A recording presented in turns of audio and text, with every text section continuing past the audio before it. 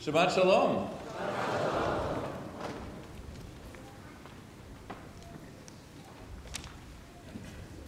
At risk of Monday morning quarterbacking the greatest story ever told, there's one question that in the 15 chapters leading up to the liberation of the Israelites from Egypt that should have been asked but never was. It was not for lack of opportunity to do so. Moses could have asked the question when he stood with God at the burning bush. As the brothers prepared to go before Pharaoh to demand their people's freedom, Aaron and Moses could have conferred with each other on this question. When the instruction came as to how each Israelite household should prepare the Passover ritual, maybe that was the window that Moses could have paused 2 beats to address the proverbial elephant in the room. Or maybe, just maybe, as the pressure mounted, as the quantity and potency of the plagues intensified, as the outcome of the story became increasingly inevitable, perhaps our great leader could have taken a second to reflect on those 3 simple words that could have and should have been voiced, but alas, were not. The small question of what comes next. What comes next? Nobody asked. Not God, not Aaron, not Moses, not anyone. They had enough time to bake the matzah. They had enough time to think about what they would say to future generations about their liberation. Moses even had enough time to identify the ancient remains of Joseph so they can be reinterred in the promised land. But at no time did they stop to think about the day after liberation. What would it be like as free men and women? As slaves, the Israelites lived under the yoke of Egyptian rule. As the plagues were inflicted and the sea split, it would be God's will and outstretched arm that would determine Israel's fate. But what about after that? When it was and would be the will of the people, not God or Pharaoh, who would determine the outcomes, how would the people respond? After leading the insurgency, what would Moses' new leadership role be? How would he lead the people and provide for their needs? What comes next? You've been freed. Do you know how hard it is to lead? You're on your own. Do you have a clue as to what happens now? At no point in the race to freedom did Moses stop to anticipate and adapt to the new normal that was waiting for him and his people. And if the chapters following the Song at the Sea prove anything, it is that question of what comes next that would have been really, really helpful to consider before the children arrived at the other side of the Sea of Reeds. Not one verse passes before the shouts of joy and freedom turn to kvetching and complaining as the Israelites discover themselves to be without drinkable water. What shall we drink? The people cry out to Moses, who in turn call out to God for help. The people's thirst shifts to hunger, and their grumblings grow more strident. If only we had died in Egypt, the people proclaim, their recollections of bitter bondage transformed into sweet nostalgia. There we sat by the flesh pots, there we ate our fill of bread. You, Moses, have brought us into the wilderness to starve to death. This crisis is averted with the arrival of manna, though it comes with one caveat, a prohibition against collecting it on the Sabbath, a law that's immediately broken, yet again provoking Moses' wrath. A second water crisis emerges, and Moses strikes a rock to produce water. The pressure mounts from the outside as the Israelites are attacked by Amalek. The newly liberated slaves thrust into their first military skirmish, with Moses' hands growing weary as Joshua and the people fight until the setting of the sun. It's an altogether sobering few chapters of biblical narrative. Scarcely had Pharaoh and his chariots plummeted into the sea than the circumstances of the Israelites plunged far lower than anyone imagined possible. Considering that the Israelites' liberation was hundreds of years in the making, it's nothing short of jarring to consider just how ill-informed and ill-equipped, how flat-footed Moses and the Israelites were for what they should expect the day after their freedom. So much heartache and pain could have been avoided had Israel considered what awaited them.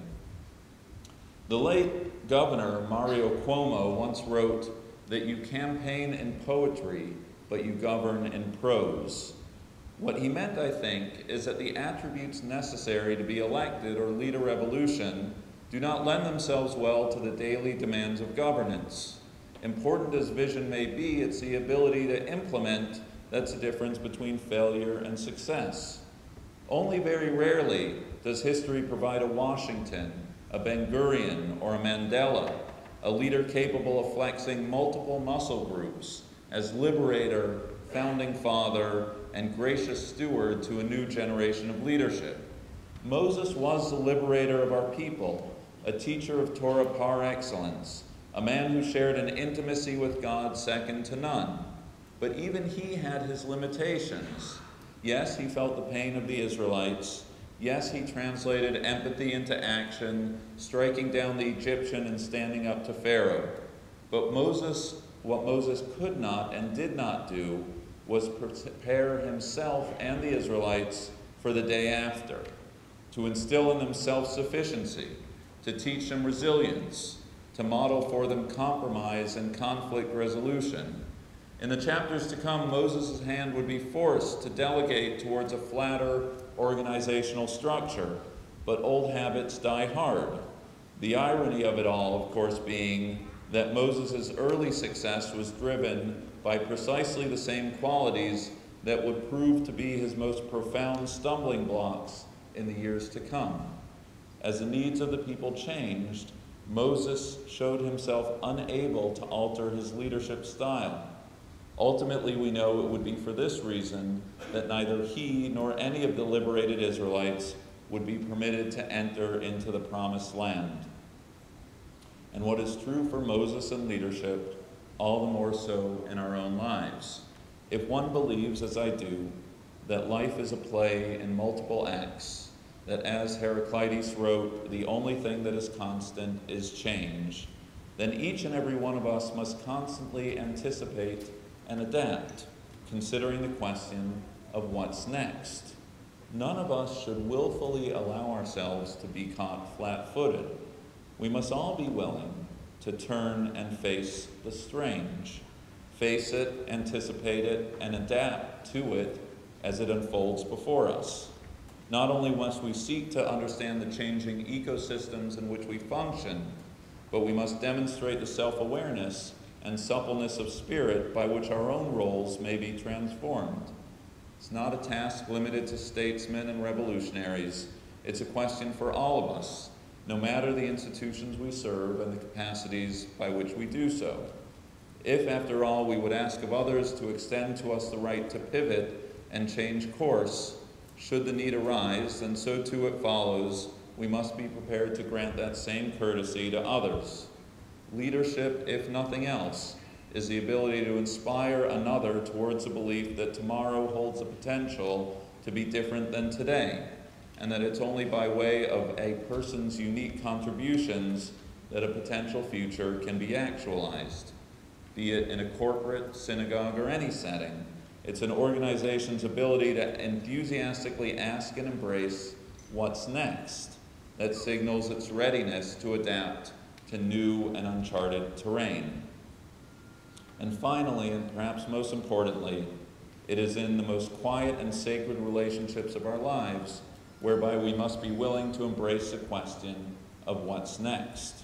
Are we willing to grant that the needs of those we love most may be different tomorrow than they were yesterday, and that they are today? As we identify our loved ones' changing hopes and articulate our own, we must be prepared to realign and redefine and adapt to our evolving selves.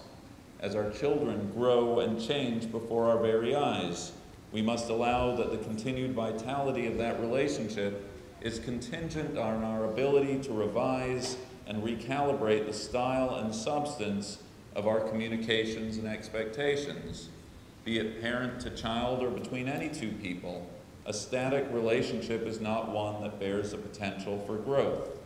We must ever be willing to turn over the topsoil of our own identities, knowing that only by doing so will we be able to breathe new life and plant fruit-bearing seeds for the future. For anyone interested in sustaining relationships through the inevitable passages of our lives, what comes next is a necessary question that must always be on our lips and always willing to be heard. Rabbi Yaakov taught in Pirkei Avot that this world is a vestibule for the world to come, and we must prepare ourselves in this vestibule should we wish to enter into the banquet hall that awaits us. I would amend his statement to say that this moment, that every moment, is a vestibule for the moment to come. And should we wish to enter into that world that awaits us, we must constantly prepare ourselves as such. Moses, the liberator of our people, the teacher of Israel par excellence, the man who shared an intimacy with God second to none, nonetheless had his limitations. It wasn't easy for him, all the more so for us, to think that tomorrow may make demands on our person that today exists beyond the scope of our vision. It wasn't easy for him to reinvent himself midstream, to imagine that future successes would call on him to discard an old playbook and write a new one. And yet we're grateful for the lessons learned, knowing those lessons find immediate application in our own journeys ahead. Oceans may rise and empires may fall, for we all know that the promised destinations ahead that we seek, we don't know yet where those destinations are. Should we wish to arrive intact, we must be prepared for it all, a nimbleness of spirit, ever ready to embrace what awaits us in the days to come. Shabbat Shalom.